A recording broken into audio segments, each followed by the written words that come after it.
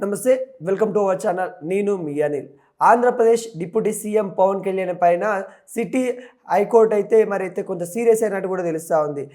Civil court హైదరాబాద్కి సంబంధించిన దాంట్లో పిటిషన్ అయితే వేయడం అయితే జరిగింది. న్యాయవాది ఇమ్మినేని రామారావు గారు అయితే పిటిషన్ అయితే వేశారు. ఏదైతే తిరుపతి లడ్డు సంబంధించిన వివాదంలో తను చేసిన వ్యాఖ్యలు కానీ, తను ఏదైతే ఆరోపణలు ఏవైతే ఉన్నాయో జంతు మాంసము, జంతు సంబంధించిన కొవ్వు పదార్థాలు మరి ఇందులో కలిశాయని కూడా తనైతే చేసిన ఆరోపణలలో ఎటువంటి నిజం లేదు, తను ఉన్నత స్థాయిలో ఉండి ఈ విధంగా మాట్లాడడం కరెక్ట్ కాదు, ప్రజల మనోభావాలు దెబ్బతీసే విధంగా అయితే మాటలు ఉన్నాయని కూడా తనైతే న్యాయవాది ఇమ్మినేని రామారావు గారు అయితే పిటిషన్ అయితే వేయడం అయితే జరిగింది. దానికి సంబంధించి కోర్టు సిటీ సివిల్ కోర్టు అయితే తీసుకోవడం అయితే జరిగింది. సిటీ సివిల్ కోర్టులో మరి తనకి హాజరు కావాలి, ఈ నెల 22వ తారీఖు హాజరు కావాలని తనకైతే నోటీసులు అయితే పంపడం అయితే జరిగింది.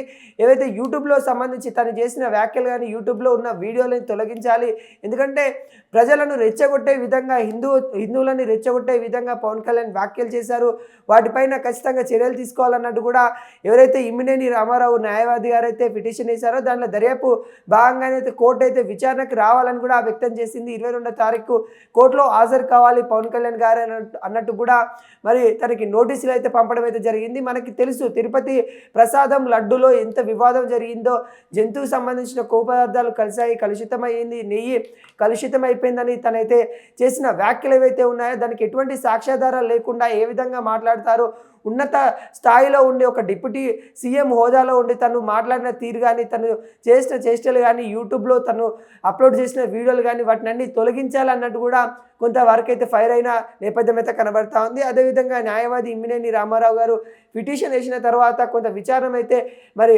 సిటీ సివిల్ కోర్టు అయితే చేపడతా ఉన్న నేపథ్యం అయితే కనబడతా ఉంది. పవన్ కళ్యాణ్ గారు మరి ఎటువంటి సాక్ష్యాధారాలు లేకుండా ఎందుకు మాట్లాడాల్సి వచ్చింది, మరి డైవర్షన్ పార్టీలో భాగంగానే మరి చేశారా లేకుంటే ఏ ఉద్దేశంతో చేశారా అని కూడా కొంతవరకు అయితే కోర్టు విచారం వ్యక్తం చేస్తూ ఉంది. అదేవిధంగా న్యాయవాది ఇమ్మినేని రామారావు గారు మరి ఈ నెల వరకు అయితే మరి తను కూడా తను వేసిన పిటిషన్లో మరి తను హాజరైనప్పటికీ కూడా పవన్ కళ్యాణ్ గారు అయితే హాజరు కాలేదు. దానికోసం కనీసము పవన్ కళ్యాణ్ గారు వాళ్ళకి సంబంధించిన న్యాయవాదిని కూడా కోర్టుకైతే పంపించిన దాఖలాలు అయితే కనబడతా ఉన్నాయి.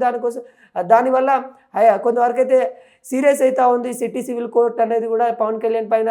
మరి ఎందుకు హాజరు కాలేదు, శ్రీవారి లడ్డు వ్యవహారంకు సంబంధించిన ఇష్యూలో మీ ఎటువంటి తప్పులు ఉన్నాయో వాటిని విచారణ చేపడతాము, ఖచ్చితంగా 22వ తారీఖు హాజరు కావాలని చెప్పిన నోటీస్ పంపించిన తర్వాత కూడా మీరు ఎందుకు రాలేదు, ఎందుకు ఒక మంచి హోదాలో ఉన్న వ్యక్తి మీరు ఈ విధంగా చేయడము అని కూడా కొంత సీరియస్ అయిన పరిస్థితి అయితే కనబడతా ఉంది. అదేవిధంగా ఏదైతే పవన్ కళ్యాణ్ గారికి సంబంధించిన విచారణ చేపట్టడానికి కూడా మళ్ళీ ఒకసారి సివిల్ ఏదైతే హైదరాబాద్ సిటీ సివిల్ కోర్టు కూడా పిటిషన్లు మళ్ళీ ఇంకోటి కూడా దాఖలైన పరిస్థితి అయితే కనబడతా ఉంది. ఈ నేపథ్యంలో వాటిని అయితే విచారణ చేపట్టడానికి పవన్ కళ్యాణ్ పైన అయితే తిరుపతి లడ్డు వివాదం అయితే ఇంకా కొనసాగుతున్న నేపథ్యం అయితే కనబడతా ఉంది.